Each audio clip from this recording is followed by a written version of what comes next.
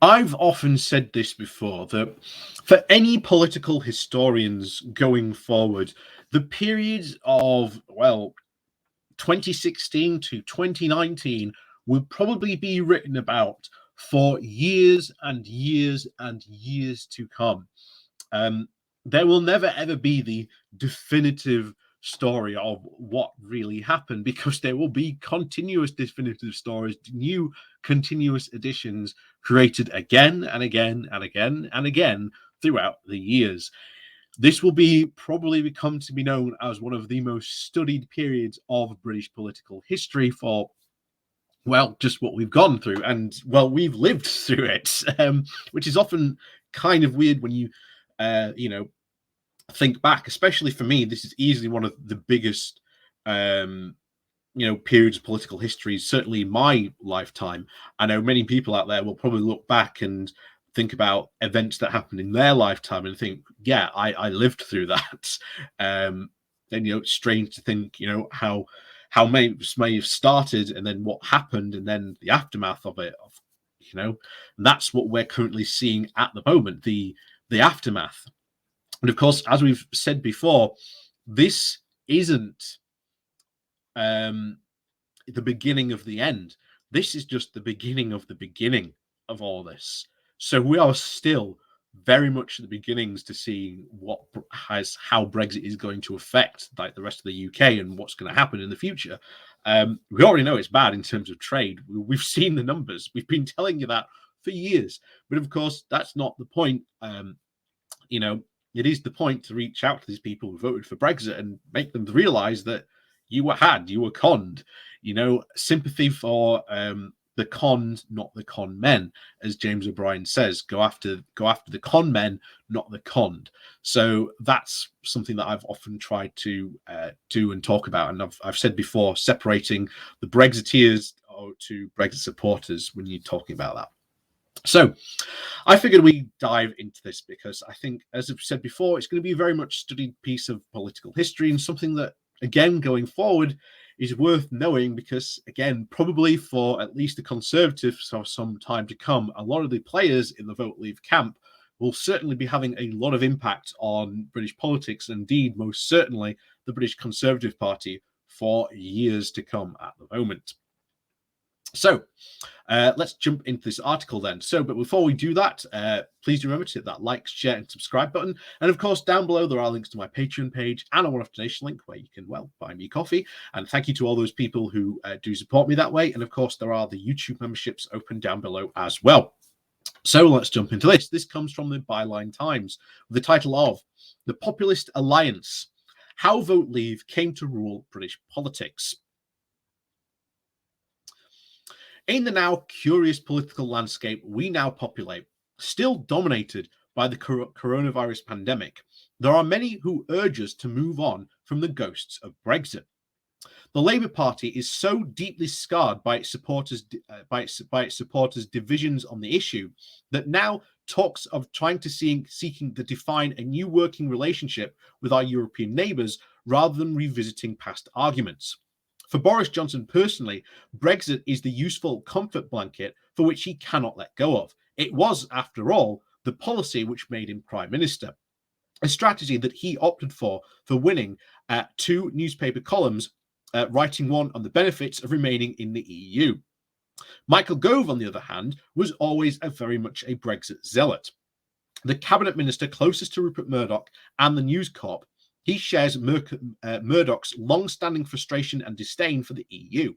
But he was able to try and persuade Johnson and that his ambitions were best served by joining the Vote Leave campaign. When that campaign delivered a win, Johnson hoped that the Vote Leave alliance would take him immediately to Downing Street.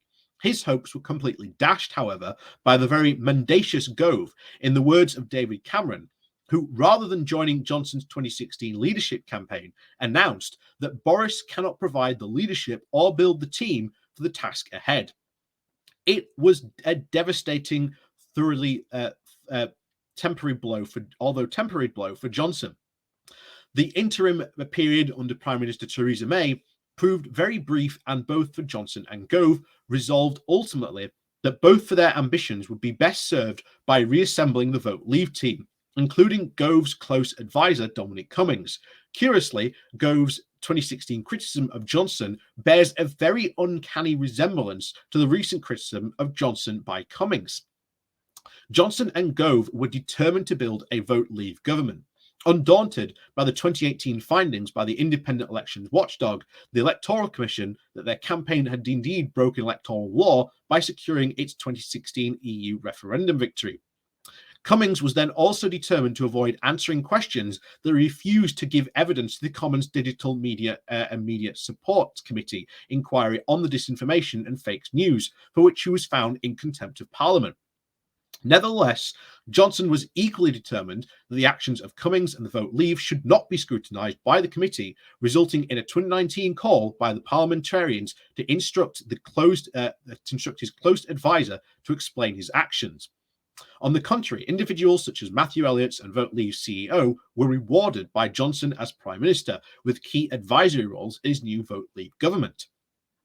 Despite the resignation of the arch-Brexiteer Lord David Frost this weekend, relinquishing his role of chief Brexit negotiator, the process has continued to this present day.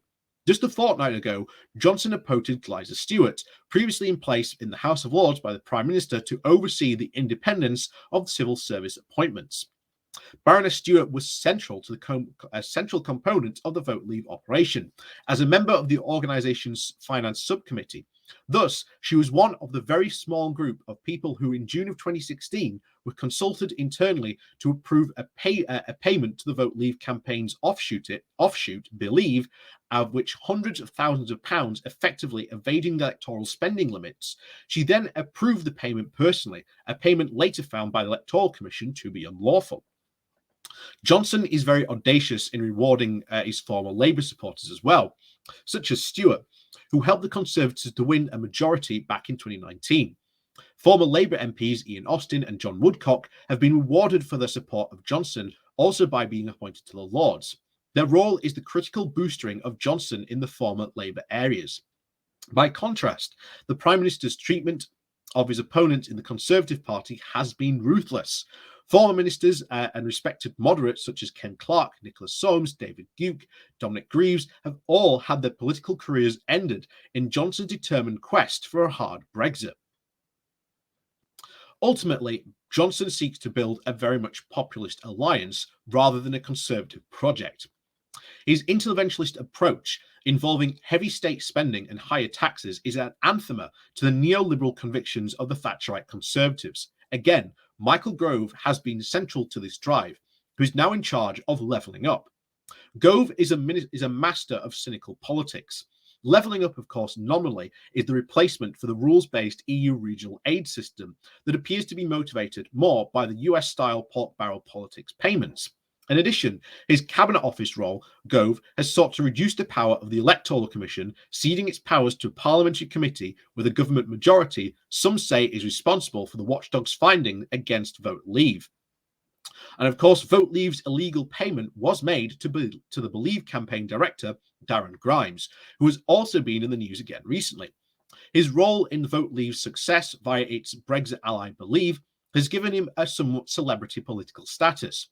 He has now been appointed as a presenter for GB News, the right-wing media channel founded by Andrew Neil, who has since left the broadcaster in a very public spat about its future direction and journalistic quality. GB News has also emerged from the populist agenda, criticising the traditional broadcasters for failing to reflect the post-Brexit sentiment. Currently, the channel continues to be supported strongly by Johnson's government and is used regularly by his ministers, who will, no doubt, be on air with the inexperienced Grimes. Indeed, it is rather more experienced in providing support for Johnson's political agenda than he is in holding him to account. This populist agenda seeks to the rule of law and plans to even sideline the European Convention on Human Rights. Populist governments have very little patience for independent security by courts and parliament or even regulators, and the Vote Leave regime conforms to this very rule. Such independent regulatory scrutiny was in evidence of the initial actions of the former Information Commissioners Elivina Stalman by seizing information from the disgraced data analytics firm Cambridge Analytica back in 2018. This act was crucial in exposing Facebook's abuse of data and changing how we think about social media and political campaigning. However, Denham continued a long-delayed investigation into allegations of illegal data sharing by the Vote Leave campaign. And of course, late in 2020, with brief discussions that she would not take no further action as a former member of the DCMS committee who had relied on her work, I was puzzled. When subsequent evidence obviously emerged of additional links between Cambridge Analytica and Advocate IQ, which targeted Vote Leave's Facebook spending, she made no additional comment. Denham also failed to report, as she promised to the committee, that she would on the activities of the mainstream network, an anonymous pro-Brexit website that targeted MPs in the period leading up to the 2019 general election.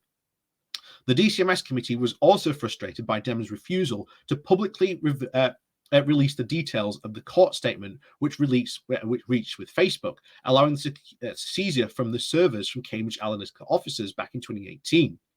Only this week, further calls were made for Facebook boss Mark Zuckerberg and other senior Facebook executives to admit that they first knew that Cambridge Analytica's data harvesting activities.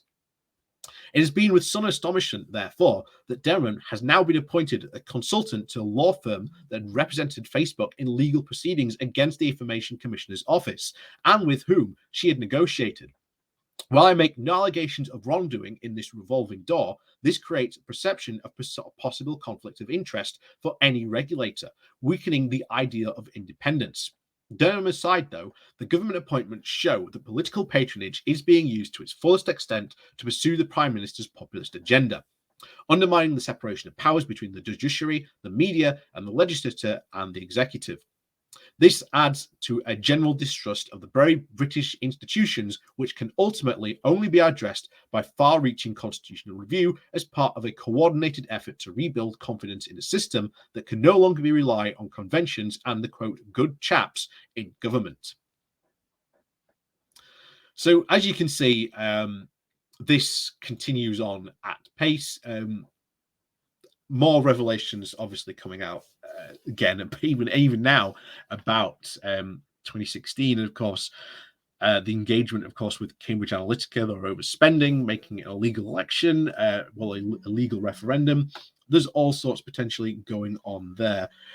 It's just one of those interesting things that continues to flummox a lot of people. But of course, why, of course, would a government who got to power that way want to investigate themselves for any wrongdoing? So of course it makes sense that of course these allegations are never probably going to be investigated, unfortunately. But if we do, shall we say, have a changing of the guard, it is something that we should indeed push for again in the future to find out what indeed did happen, get right down to the bottom of this. So we never know what might happen in the future, of course, but these things do continue to rumble on at pace, of course.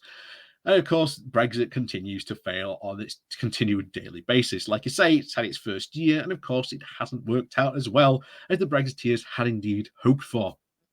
So, with that said, thank you very much for watching. Please do remember to hit that like, share, and subscribe button on your way out. And of course, down below there are links to my Patreon page and a one-off donation link called Buy Me Coffee, where you can, well, buy me coffee. And as always, thank you very much for watching, and we'll see you all